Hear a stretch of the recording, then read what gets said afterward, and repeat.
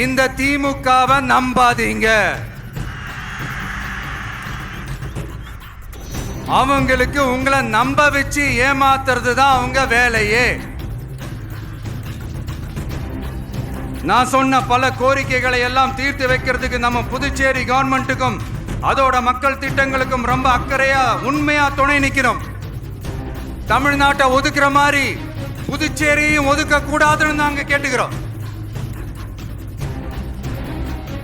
கிட்டத்தட்ட 20 லட்சம் பேர் வாழ்ற யூனியன் பிரதேசமான புதுச்சேரி மத்திய நிதி குழுவில் இடம்பெறவில்லை. அதனால் மாநிலங்களுக்கான நிதி பகிர்தல் அடிப்படையிலும் யூனியன் பிரதேசங்களுக்கான நிதி பகிர்தல் அடிப்படையிலும் புதுச்சேரிக்கு நிதி ஒதுக்கப்படுவதில்லை. அதனால ஒவ்வொரு ஆண்டும் புதுச்சேரிக்கு தோராயமாகவே மத்திய அரசு நிதியை விடுவிக்கிறது.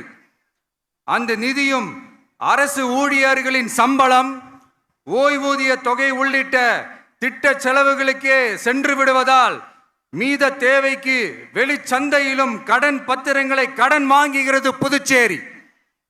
இந்த நிலைமை மாறணும்னா ஒரே வழி மாநில அந்தஸ்து. நம்ம புதுச்சேரி மக்களோட பல்லாண்டு கால கோரிக்கை.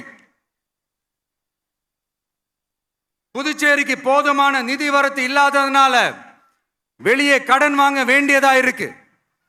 புதுச்சேரியோட கடனை குறைச்சு தற்சார்பு பொருளாதாரத்தை வளர்த்தெடுக்க திட்டங்கள் வகுக்கப்பட வேண்டும். மாநில அந்தஸ்து வாங்கினா மட்டும் போதாது இல்லையா, தொழில் வளர்ச்சியும் தேவையாச்சே. புதுச்சேரி தென்னிந்தியாவின் முன்னணி இண்டஸ்ட்ரியல் ஹப்பாக மாற்ற எல்லா முயற்சிகளும் எடுக்க வேண்டும். இந்திய அளவில் ரேஷன் கடைகளே இல்லாத மாநிலம் புதுச்சேரி தான்.